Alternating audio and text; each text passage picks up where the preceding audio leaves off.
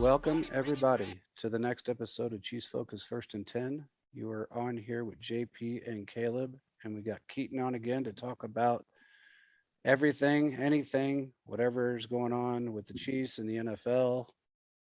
Hope you all are doing good. Hope your families are all doing good. Pulling a little Eric Bieniemy there. How you guys doing? Pretty good, man. Having a good evening so far. That's good. That's good. That's good. Well, let's start off with some Tyreek Hill stuff. So earlier today, I was told that Tyreek Hill was getting death threats on his. I guess I was just told he was getting death threats.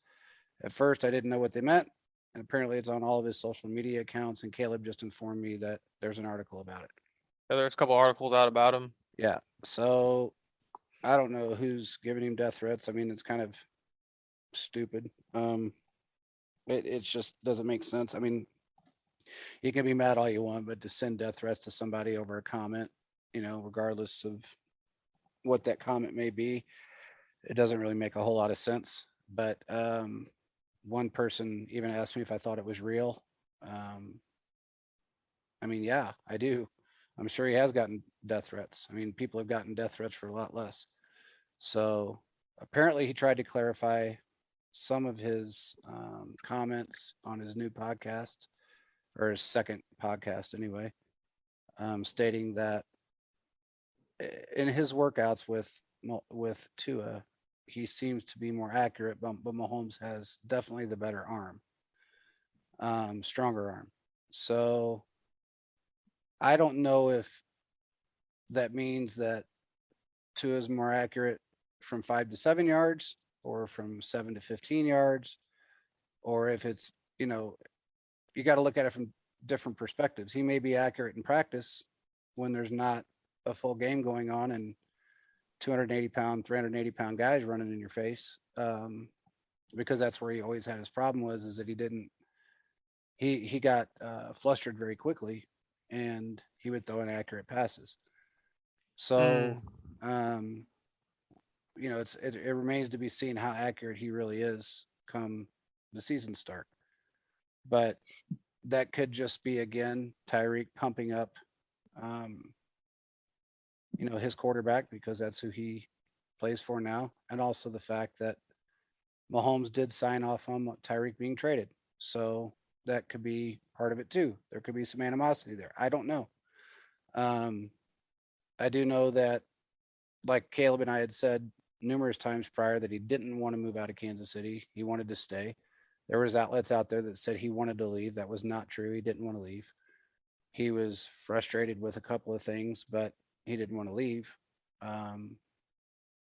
He wanted to retire in Miami, but as far as after the NFL, but he wanted to stay in Kansas City. He knew that was his best chance at not only yardage, but staying with a team that he knew, and his best chance at Super Bowls. He knows Miami is not. So they don't. I mean, have he the went cover there on ultimately because of the money. Yeah. I feel like I understand where he's coming from, but I feel like he ultimately went there because he wanted the money. Yeah. I mean, Nothing Yeah, I can wrong with agree that, with but that. that's just what he. I don't know what your thoughts on it, Keaton, but I feel like the money was like the driving factor. It had to be the money, and he was even considering the Jets at that point. So obviously that's the money Yeah. talking to him. So, Yeah. and then the other funny thing was about that whole situation was that earlier Patrick Mahomes, we've been hearing a lot about how Mahomes isn't the better quarterback compared to Tua, according to Tyreek Hill, but Mahomes has been pretty silent about it. I mean, he hasn't really talked about it much. And earlier, he liked a tweet on Twitter that said Mahomes threw for 4 touchdowns and 278 yards in one quarter versus the Raider without Tyreek Hill. Mm-hmm. And that was funny because he liked it, and then it was someone posted that he liked it, and then he went back and unliked it because I just checked his likes and he unliked it because I checked it earlier when it happened just to make sure it wasn't like a Photoshop. It was on his account that he liked it, so that's pretty funny. I think because the attention, because I saw Harold Kuntz was tweeting about it too. I'm like, yeah, this is getting out there. So I mean, Tyreek Hill, I'm not saying he's a petty guy, but he is wanting to.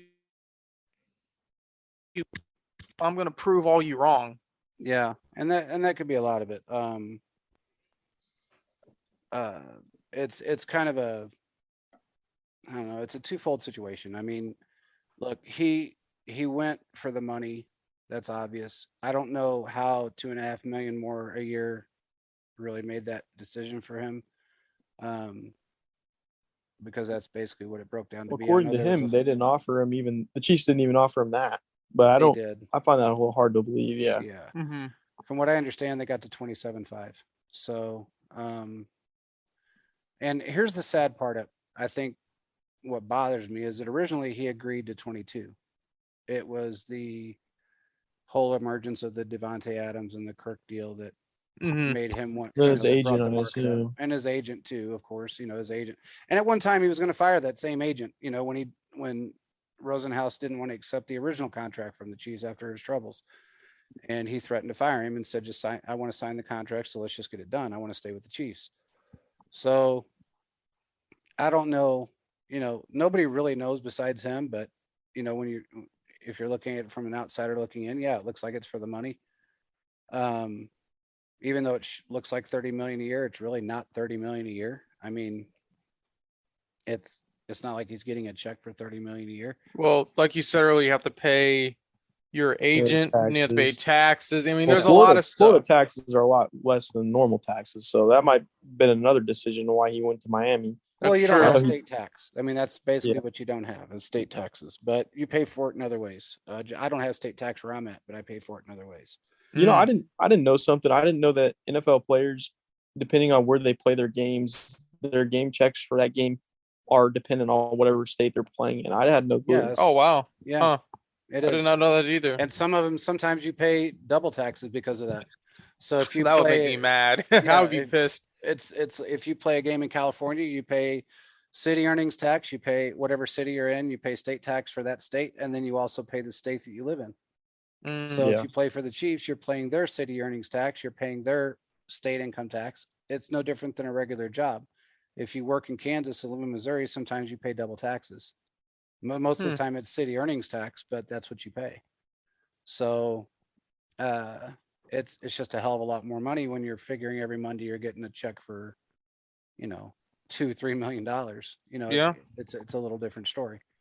And they get paid on Mondays. So it's just, there's so much that goes into these giant contracts that everybody thinks they're making all this big money when they're really, you might as well figure somebody's making if somebody's their contract shows 30 million a year. First of all, they're not really getting 30 million a year. And second of all, you might as well take out taxes, agent, lawyers, and everything else that you have to pay and all the people that you have to pay. You're really bringing home 30% of that, 32%, maybe max 38.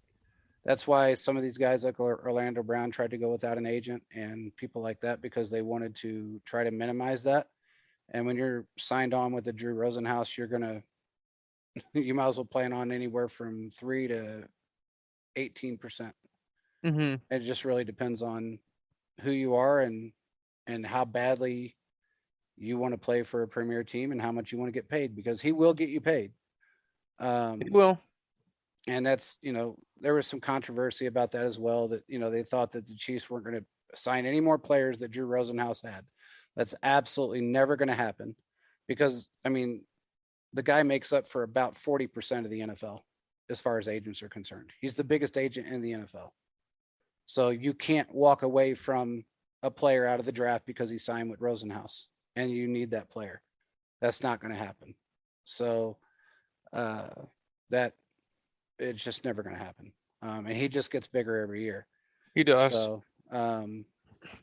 he's really probably about half of the NFL is signed with him.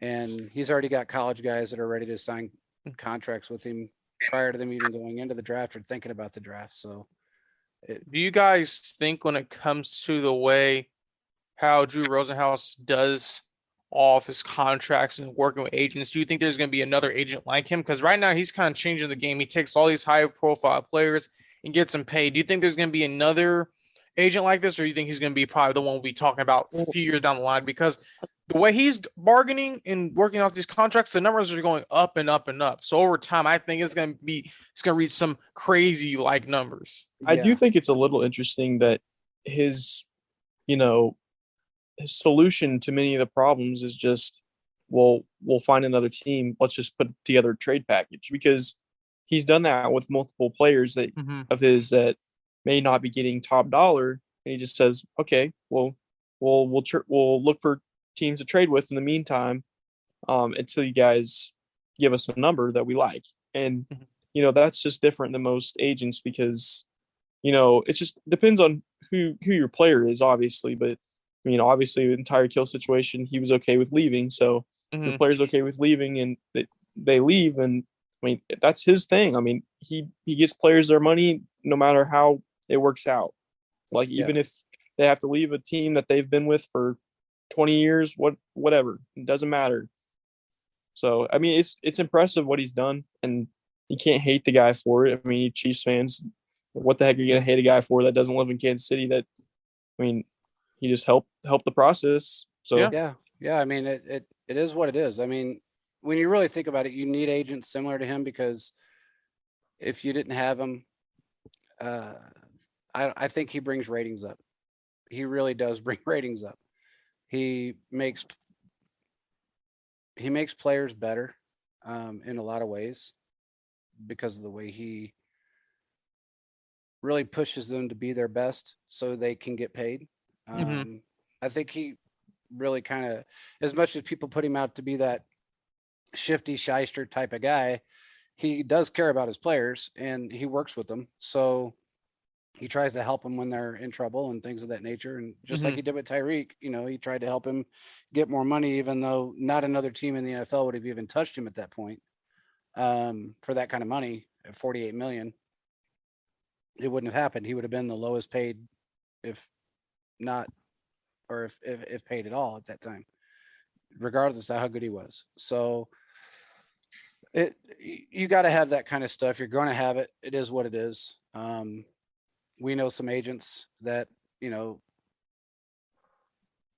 they have a lot of players and they don't expect as much as Rosenhaus does, but yet they don't have as many superstars as Rosenhaus does. That's true. So, not to say that they're bad at their job or anything of that nature, but they just, I guess maybe they do it a different way. Maybe they think about it a different way. Maybe they listen to the player more than they listen to themselves, but you can't change it. So you just got to move on. But as far as Tyreek is concerned, people just need to let him go and let go of the past and look at the future of what we got right now, because looking at what we've got, it looks pretty damn good. And I think compared to what it could be. Yeah. Do you guys want to go back to 2012? No, I'm good. No. You want to go? Hell no. Yeah.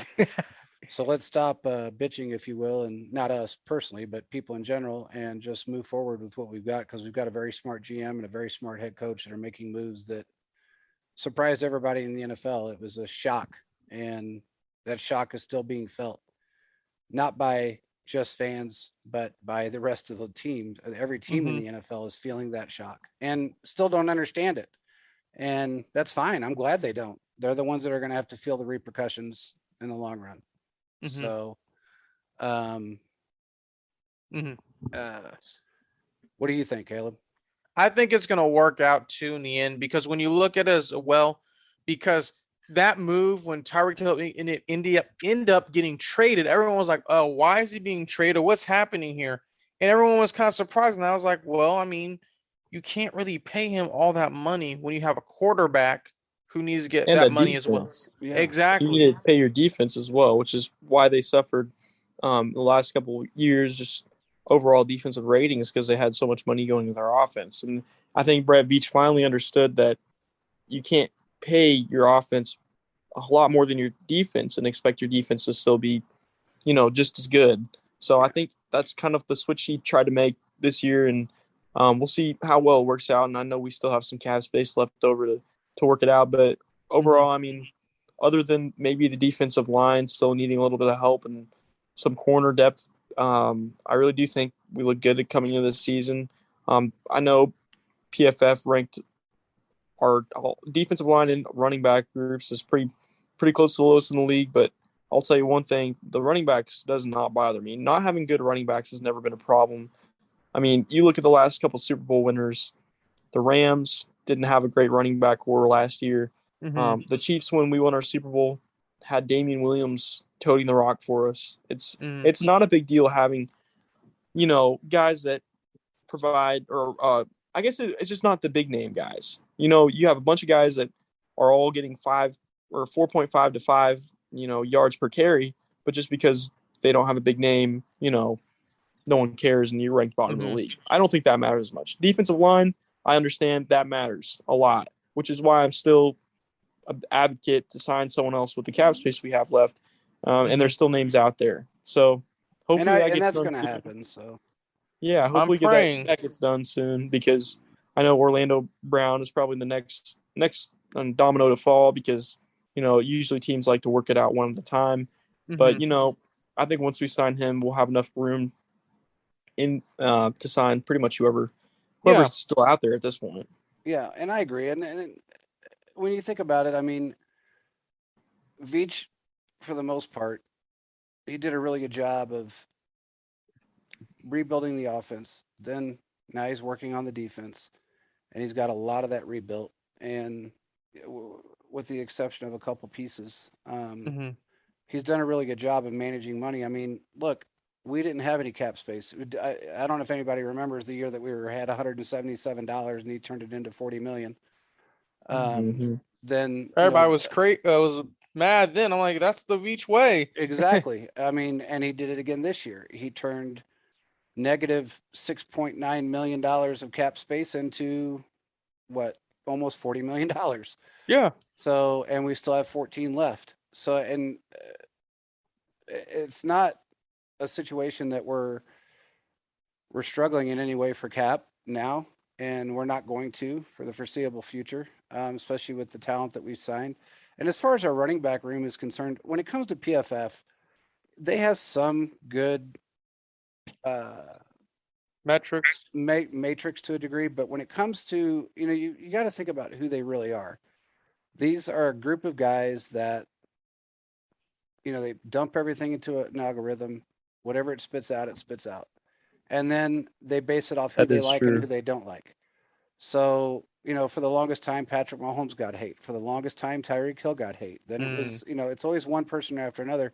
And it really depends on who is making that determining factor, because really they make their own decisions after it comes out of that algorithm.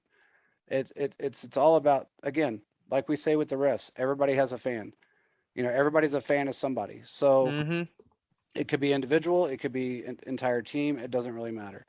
So when it comes to PFF, I don't put more than about 20% of what they say into anything that's, of relevance, I guess I should say, because it's always about the fan base and about who they like, who they don't like versus the truth. We actually have a decent running back room. It's not like we're hurting for running backs, and most of them are pretty damn good. If anything, we're overloaded to a degree on running backs, and there may be one that goes via trade or cut. Something could happen. Yeah, I wouldn't be surprised. Yeah, and one of them I think is going to go via trade. And if that happens, then that's great. But I'm not concerned with the running back room. I'm not concerned with the wide receiver room at all. The only thing that concerns me with the wide receiver room is who we're going to cut that we don't want to cut, because everybody's good. Who's going to be, on the practice squad and who's not going to be. Those types of things. The defense, the only thing that concerns me is adding a couple pieces to the defensive line. I'm not worried about Frank Clark like everybody else is. From everything that I've heard from everybody I know, they said he is in phenomenal condition and playing like he did 5 years ago. Have you seen that video, what he looks like now, Keaton?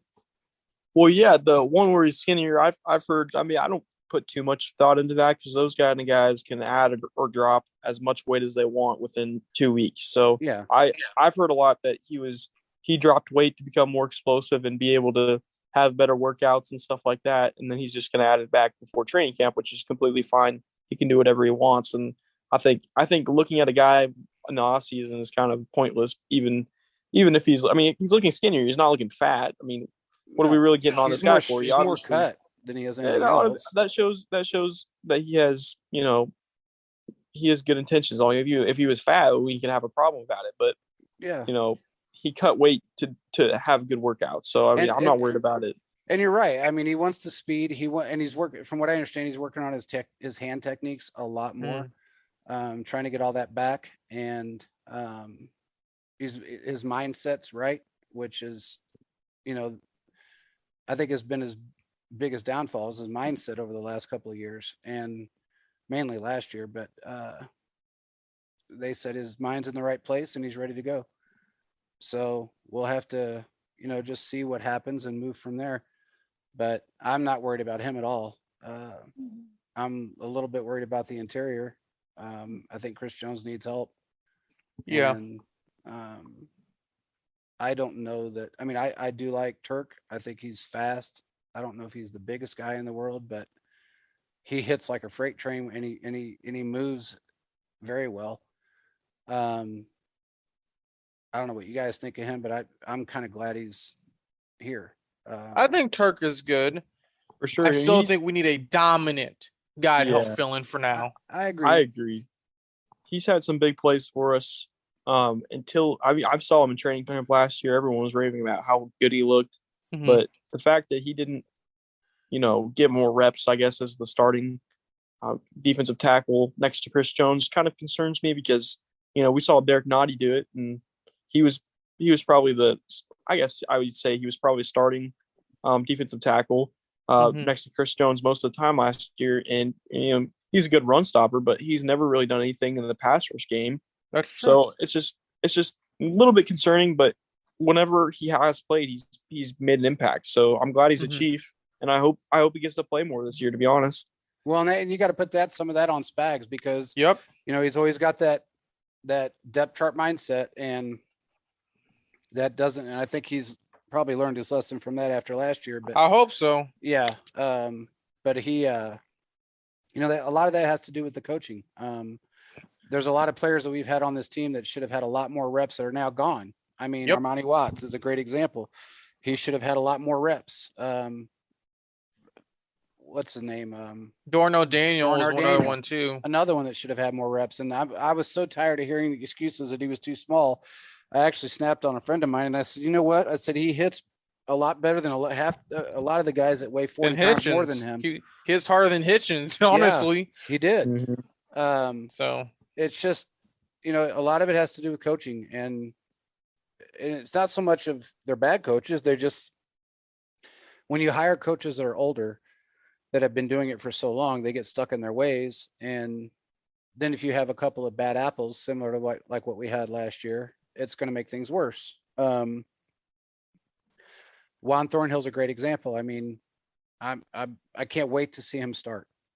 I want to see him start and be consistently starting. And that's from what I understand, that's what he's doing this year. So I have no one else. No. And that's going to be Thorns is not there. So there's definitely no excuse if we're being honest. No kidding. No kidding. So it's going to have to be I think we're going to see a different defense this year. They gelled well. We added a few extra pieces. Nick Bolton's going to be starting, which is huge. Willie Gay is going to have a lot more play time.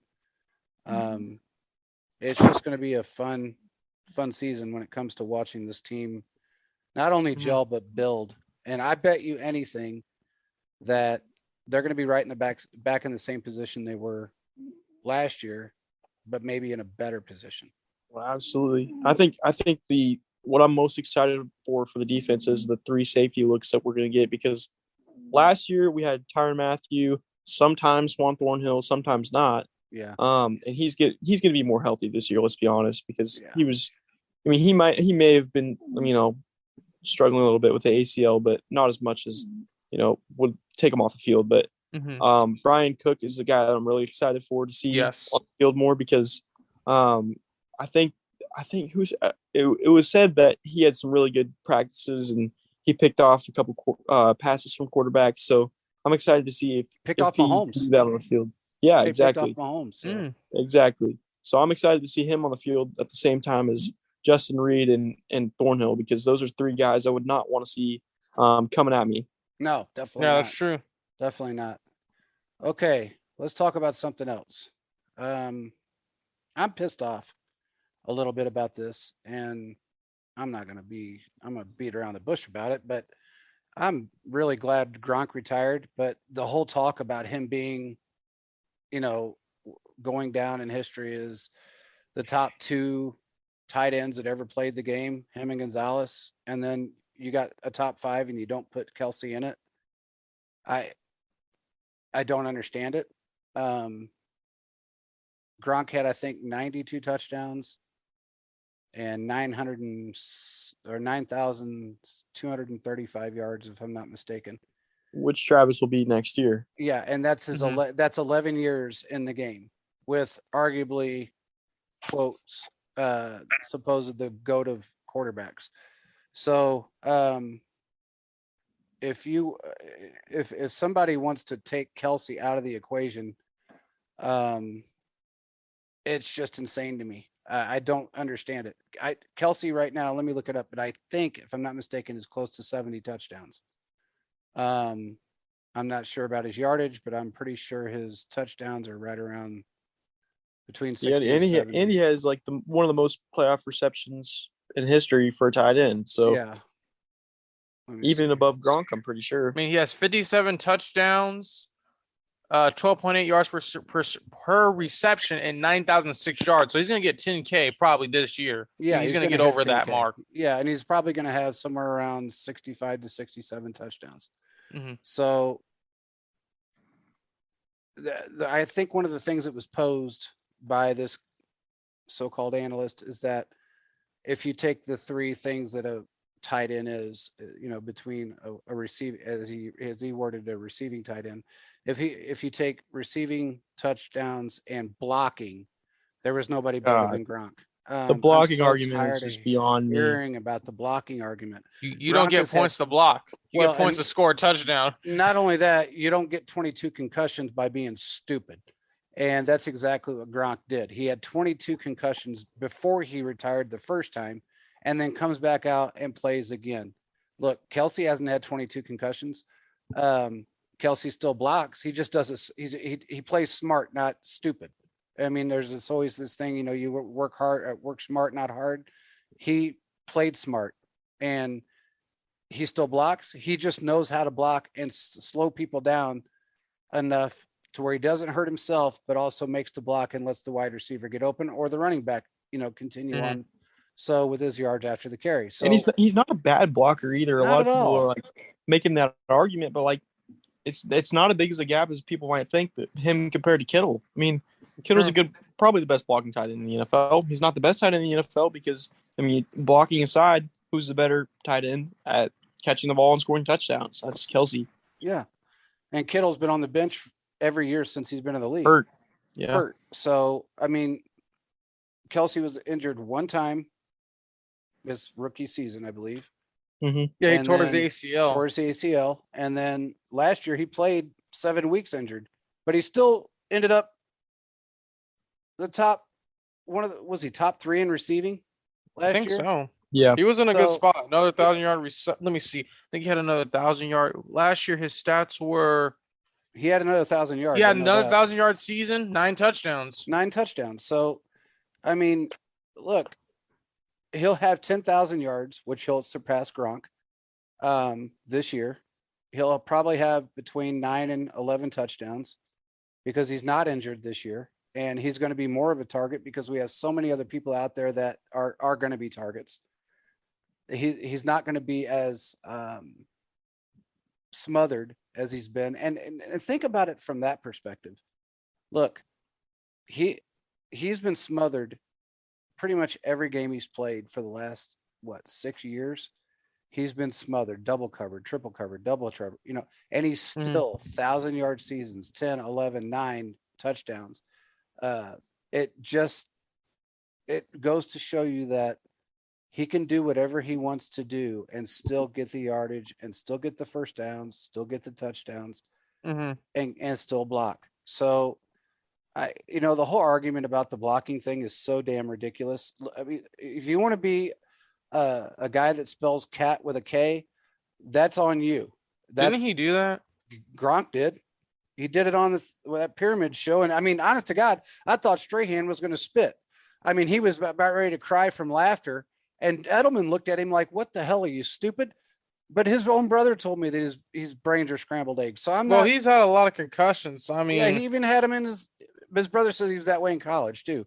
But that's not good because CTE is a real thing. We've seen that cause issues for players. Yeah, he's just never been the smartest guy on the planet anyway. But then you take into consideration that all the concussions and the hits and everything else that he's taken. Look, he's just lucky he has his mom, because the one thing I can say she did right for him was she made him use only his sponsorship money throughout his career. He never he saved all of his money, NFL money. Not a dollar did he touch. And that was his mom doing that for him, not him. And because the way Gronk parties, he'd have been broke. We've seen some of those parties he has. That man goes crazy. Yeah, he does. So Kelce, I mean, everybody's making a big deal about his pay too. And I'm tired of hearing about that. Look, he made the decision to get paid what he wanted because he wants to stay here. He wants to be a Chief until he retires. He knows that, if he goes out there and he asks for all this big giant money, that it's going to hurt the team and hurt himself. So he's not only being a good teammate, and an awesome role model for the rest of the players in the NFL, except for a few that decided to go for the money, but he's doing it the right way. He's not hurting for money. He knows that, it's almost that saying, how much is too much? And yeah, when you're flat broke, it's a different story. But when you're not, and you've got this money coming, plus the endorsements that he still does, and he's going to do after he retires, plus whatever else he does, he's going to be a great analyst. And I know he will be an analyst. He's going to be one of the best analysts out there because he's comical and he's very intelligent. He knows the game very well. I think they tried Gronk out and he failed miserably that year he was retired. They instantly removed him because he just doesn't have the intelligence for it, if you really want to be honest. So am I saying he's a bad player? Hell no. He was a great player, but to say he's second all time ever is insane to me. And when it all boils down to it, Kelce is going to break every record and continue on doing what he does. And people don't really take into consideration, and this is something I want you guys to weigh in on. When you're really looking at it from a team standpoint, you may have one or two, like the New England Patriots did. You have one or two great receivers, okay? One of them being a wide receiver and the other being a tight end. When you have a spread offense like we have, and we have people that are players that are, let's just say a quarterback that throws to 8 or 9 different people on any given game or during any given game, and he still gets 1,000 yards and 9 touchdowns on an off season when he's injured. There's so much of a broad spectrum there because you had Julian Edelman and you had Gronk in New England there for a while. Well, yeah, he's going to look like a star because 50% of the passes are going to go to him. So it's a big difference between the style of the way they play and the teams in general. So when you're a spread offense like we are, and we hit 9, 10 people in a game and he still gets 1,000 yards injured for 7 weeks, I would say that Kelce's right now and has been for the last 4 years the number one wide or tight end in the league. So, and he finally hit number one. I mean, it was great to see it happen, and he deserved it. He deserved it actually before that, but in the top 100, he was number one. So, it's just, I don't know. It's a crazy argument to have. What do you guys think? Well, I think so. It just makes me mad because as soon as Gronk retires and they put somebody else in front of Kelce, Kittle, how many guys are you going to put in front of them when he's been the best one? Obviously, it's not even a question mark who's better between Kittle and Kelce to me. The I don't know how you make goalposts. the Go, sorry, go argument ahead. elsewise, because I feel like it's the same argument with Gronk. When they're on the field, they're better. Well, stats don't back that up, and when they're not on the field, they're not doing anything. Availability is the best ability, and Yeah. Travis Kelce has shown that since Mhm. his rookie year, where he's torn his ACL and he's played almost every single game since. Knock on wood. Yeah. But even if he gets hurt, sometimes he's played a significant amount of snaps without, you know, taking a break. Even if he is a little bit injured or banged up or whatever, he's played no matter what. Yeah. So that's what I got to respect him for. Yep.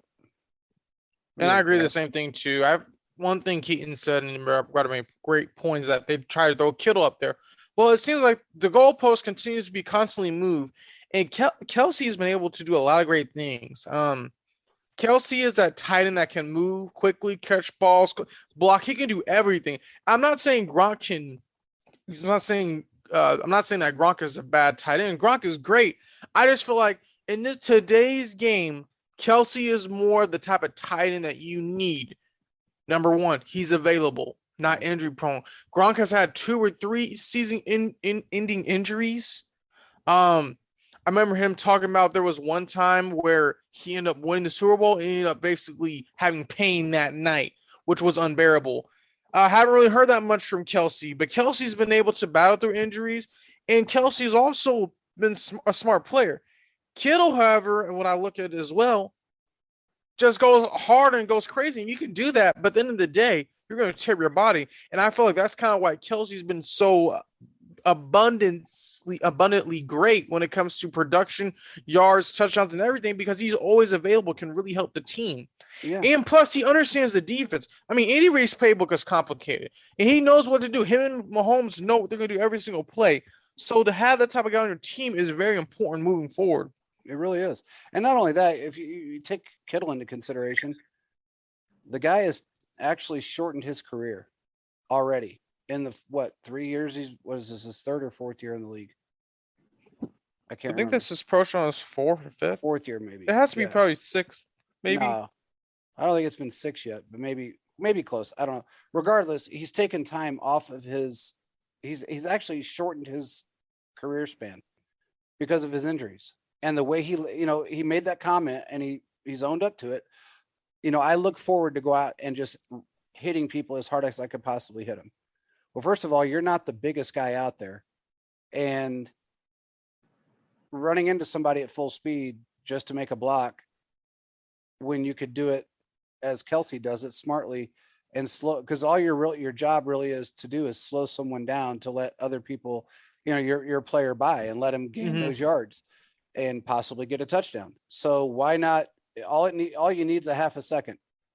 And that's what Kelce gives, without putting himself in a position that he's not going to be able to play the rest of his career, or the longevity that he's going to have.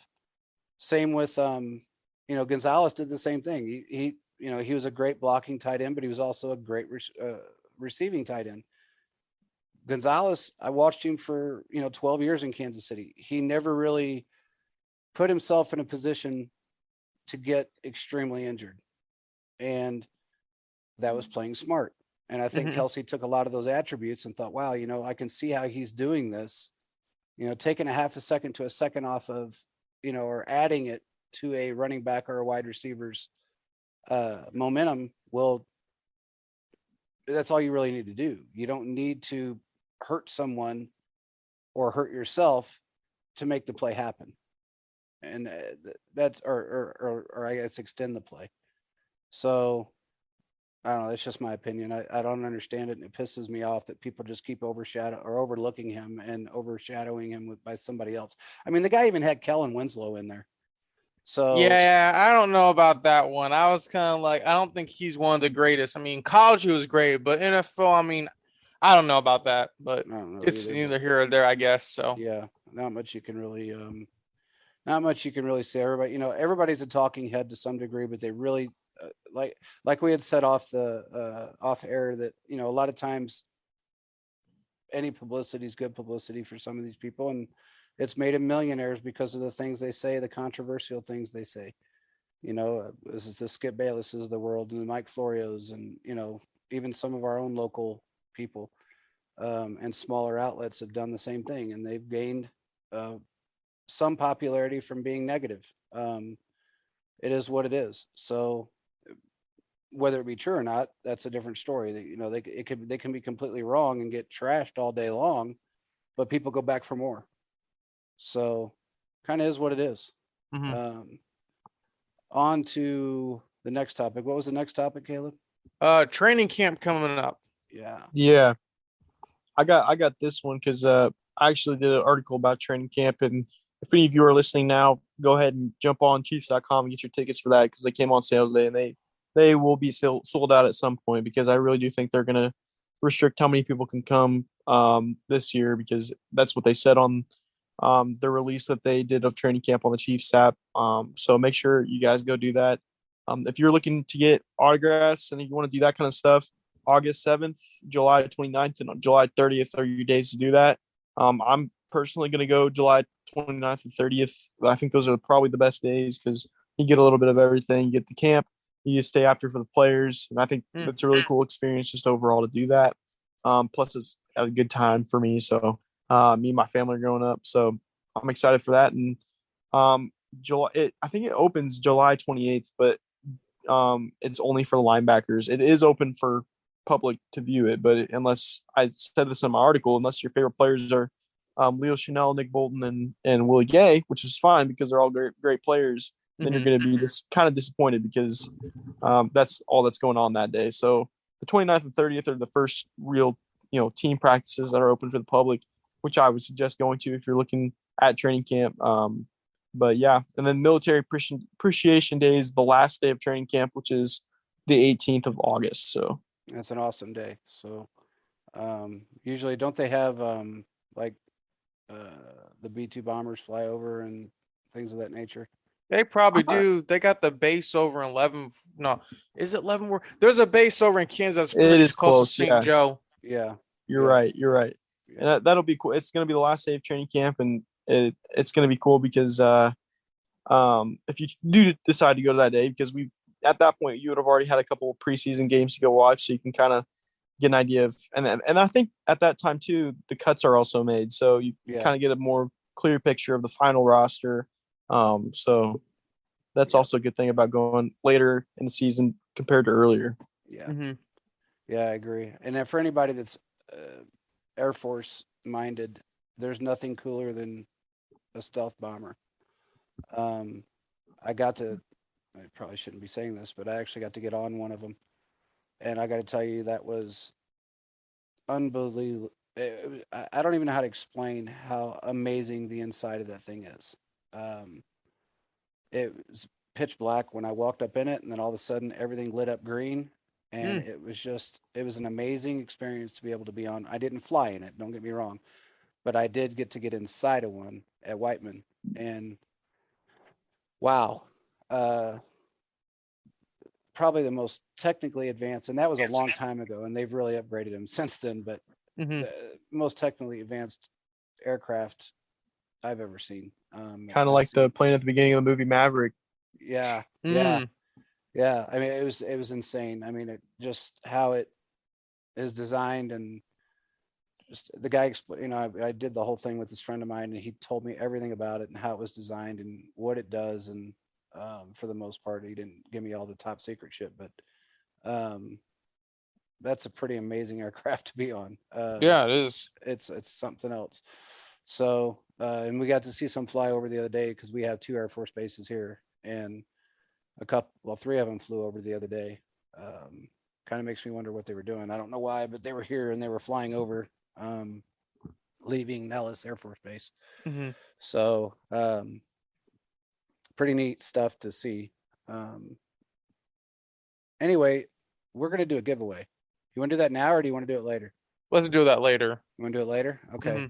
We are going to be doing a giveaway pretty quick. We might either do it on the show, or we may do it on just strictly on our page. We don't know yet. But we're going to do a summer giveaway.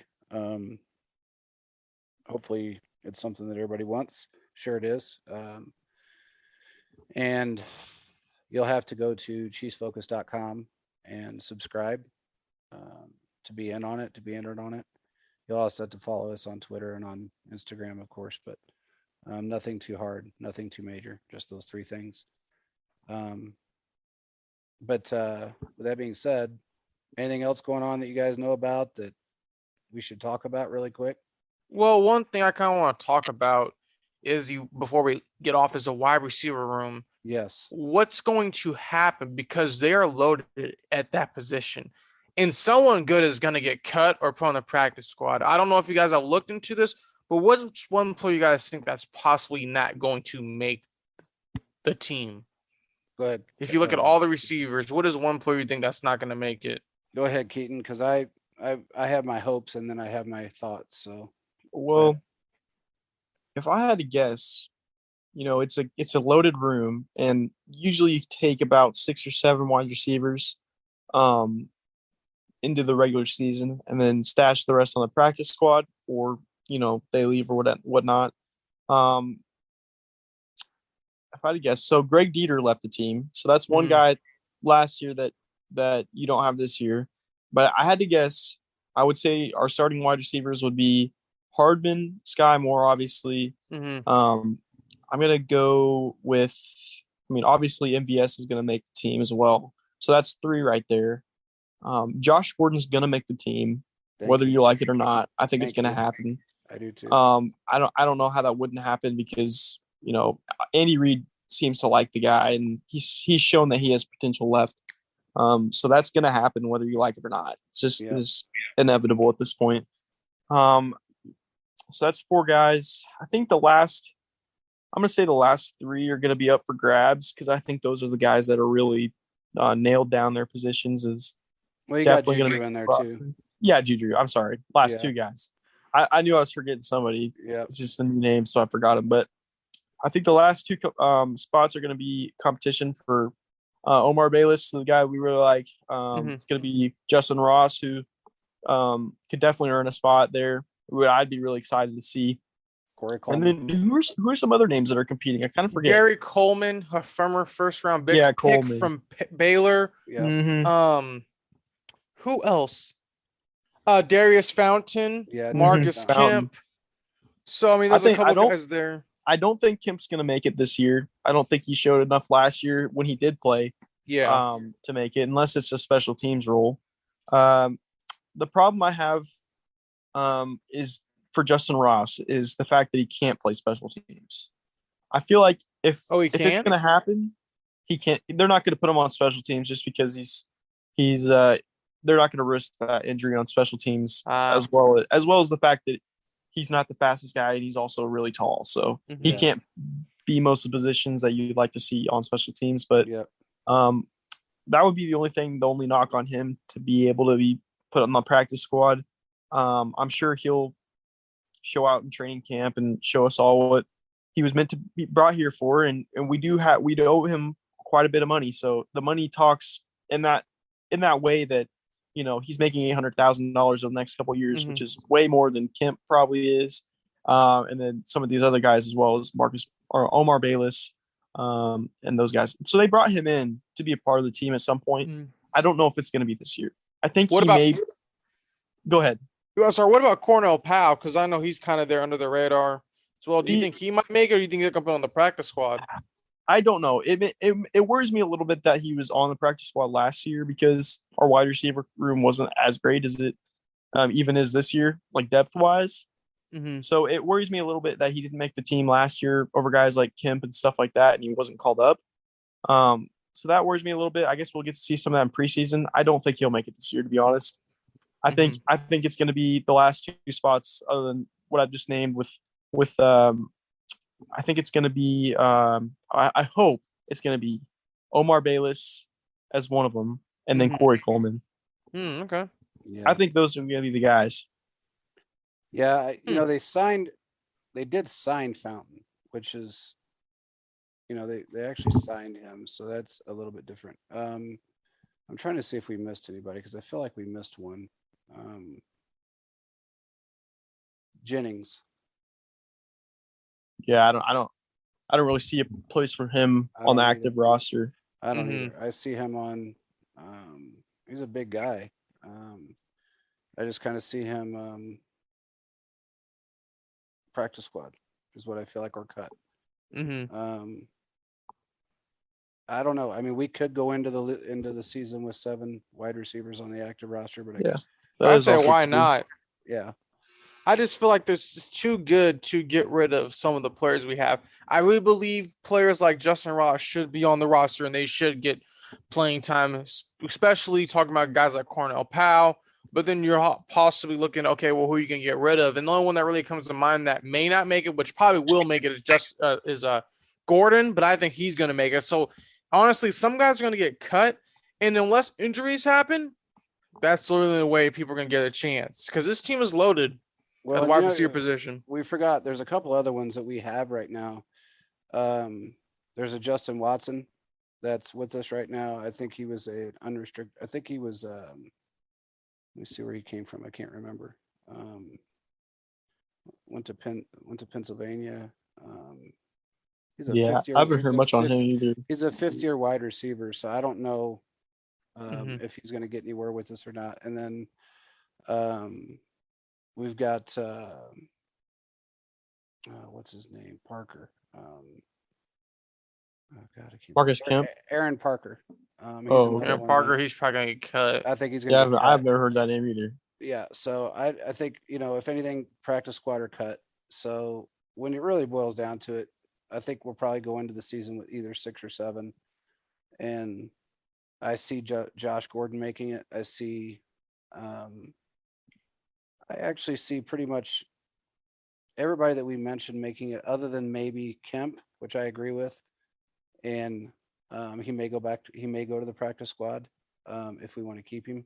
And then, which honestly, I mean, with all the other firepower we have, I'm not real concerned with him staying around or not. He didn't like Keaton said, he really didn't show a whole lot. I was a little surprised that they hung on to him versus Pringle, but I guess money had a lot to do with that as well. To me, I think you're going to have your main starters, and it's going to be probably Juju, MVS, McCall Hardman.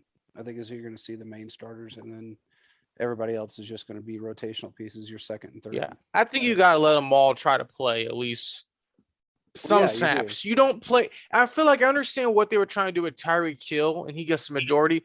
But I feel like some guys could have got some snaps in certain situations, but they didn't do that. And Demarcus Robinson, I understand what they're trying to do. I feel like that's kind of part of the problem.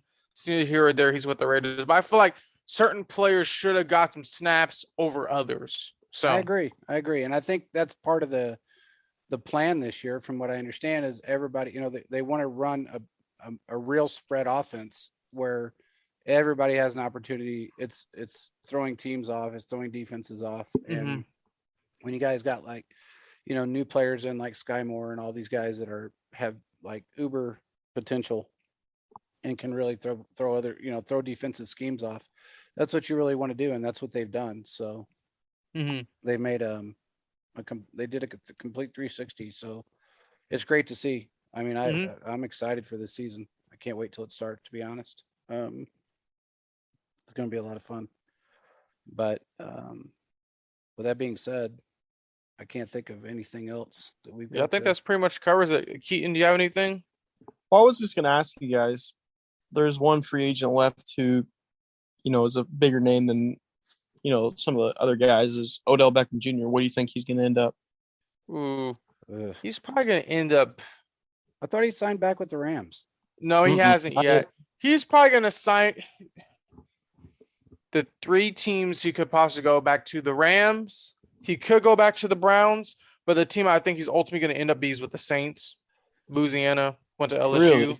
Yeah. I think he's going to go back. I think he's a lot of wide receivers already, though. I mean, it wouldn't hurt. I think he signs with the Patriots. I think that's what's going to end up happening. And he may go to the Patriots for a while. I never thought about that, but yeah. I can't see him going back to the Browns. Too much animosity. That's true. Or the Rams, to be honest, because they just got Allen Robinson. There's really no room for him. Cooper Kupp, Allen Robinson. That's true. Yeah. He's going to be a wide receiver 3. Hey, maybe he'll end up in Chicago. Oh no, he's not going there. I feel like he won't be able to play until like November, December time frame. Yeah, so I imagine he's gonna want to go to a contender. So I guess we can, and he'll probably end up signing later, trying to get through the rehab process. So we'll probably end up seeing him probably get signed probably in October to a team, unless he signs early, which I don't think is gonna happen. I say October, early November, we're gonna see him go to a team, and he'll be ready to go. for sure. So those are my thoughts there on that. Yeah, I think that whatever he ends up doing, it's not going to be for nearly the money that he's used to. And I think he got his biggest payday with the Rams. And that's probably the last time he's going to see a payday that big, especially after being injured again for the third straight time, same injury. I just don't see him getting paid by anybody big money. I think he's just going to go out. He may have a year or two left in him, and that's really about it. I just can't see him playing any longer than that because he's walking on thin ice with the same injury 3 times. Yeah. At that point, it's just you're basically just putting yourself in a horrible position. Yeah, I agree with that. Because those injuries there are not good, and we've only seen players like Frank Gore come back from 2 ACL injuries, so it can be done. It's just very difficult, and I don't know if every time you get an ACL injury, it's not fun. It is not fun to deal with those at all. So I think he'll go to a contender at the end of the day. Honestly, a contender that will give him another chance to win the Super Bowl. I agree. It's one of those things that you just have to wait and see who's going to pick him up, and if he's really, if he's trying to make a little extra cash before he retires, that's a different story. If he really wants to go to a contender, and there's a team out there that can use him, then we'll see what happens. But I just don't see him lasting very long, and I don't see him getting a big paycheck. So yeah, he may. We could be this year at all. 4 or 5 months down the line, we could be having a different story where he ends up going to somewhere else.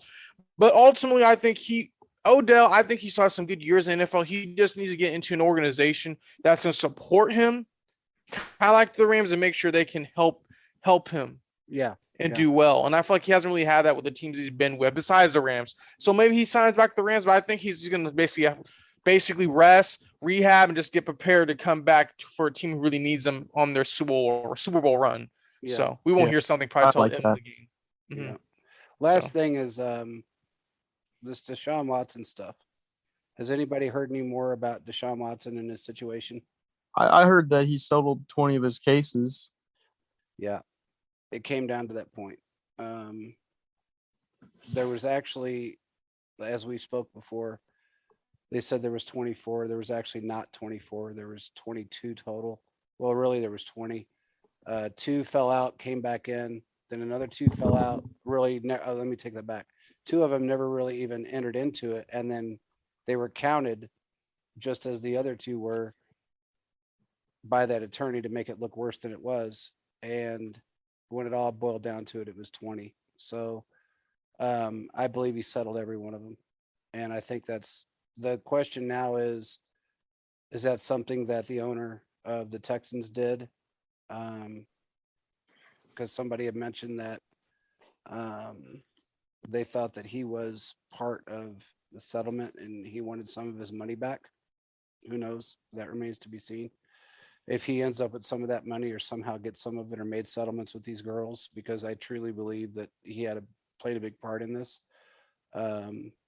It's going to be insane. I don't know how long he's going to be suspended. He's most definitely going to be. I just some people are saying a year. I don't see that. At least. I mean, at this point, nothing would surprise me. I mean, the NFLPA, they're going to figure out what they're going to do from there, but he's going to get suspended for a lengthy time period. Well, the thing that makes sense to me is the Trevor Bauer situation in the MLB. Trevor Bauer was also never found guilty of anything. I think the MLB, just like the NFL will do, is they're going to look at public opinion. Most people now are not defending Deshaun Watson like they were a couple months ago. think most people have kind of understood the fact that he messed up a little bit.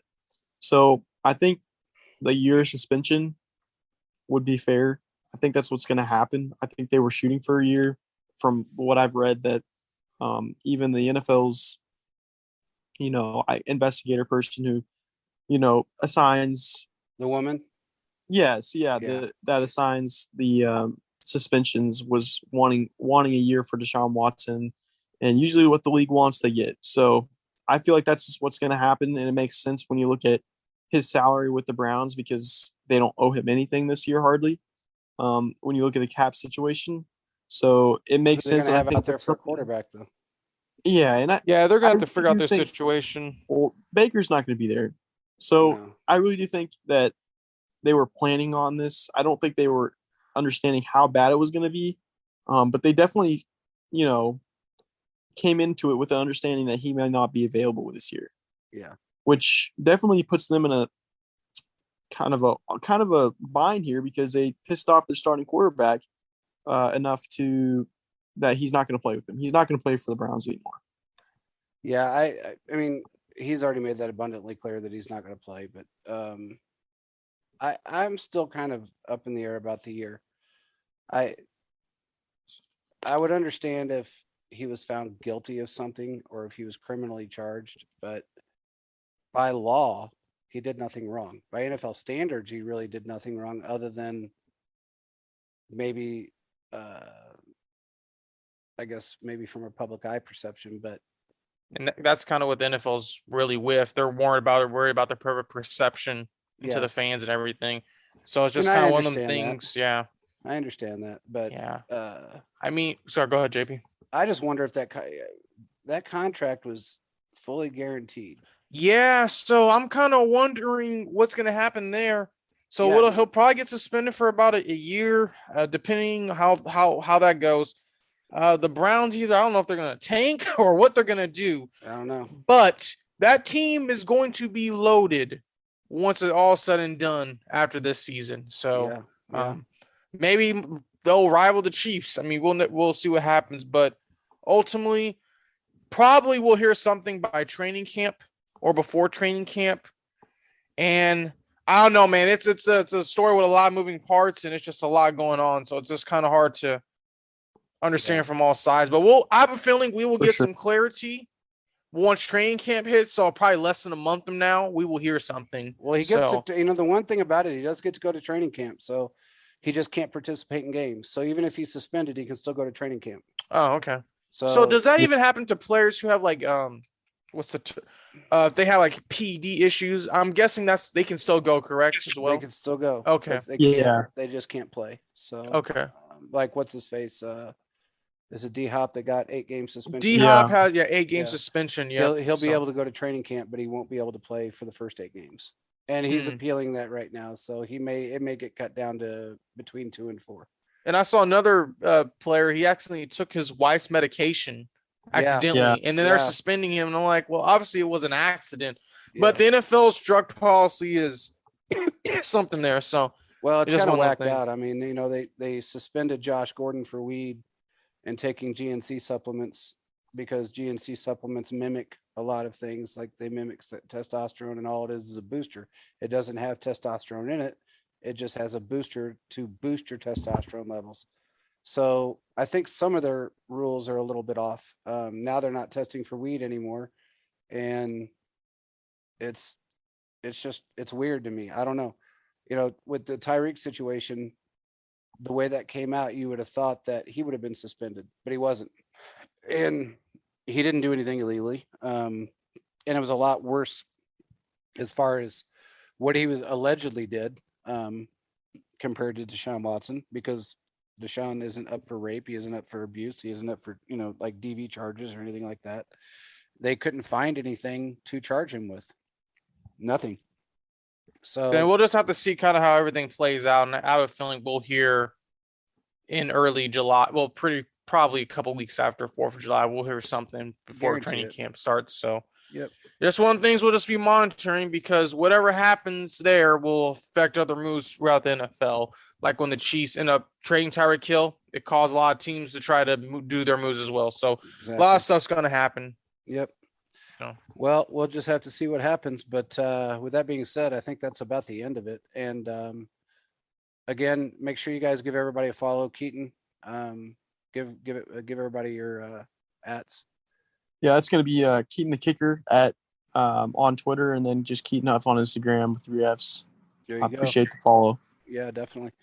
And make sure you give us a follow because we are going to be doing a giveaway pretty soon. So jump on chiefsfocus.com, subscribe. All you got to do is throw your name and email in. You're subscribed, and make sure you confirm the email because they will send you a confirmation email. Confirm that, and you are subscribed. And if you can find us on Newsbreak, Quora, and 3 or 4 other media outlets now. So if you can't find us on our website, you can always find us on Newsbreak or some other media outlet that you'll find. We're signed up with new ones almost weekly now. So with that being said, I don't have anything else. If you guys got anything else, that's it for tonight. And we appreciate you guys joining. We will talk to you next time. see you Thanks, next guys. time, Chiefs Kingdom.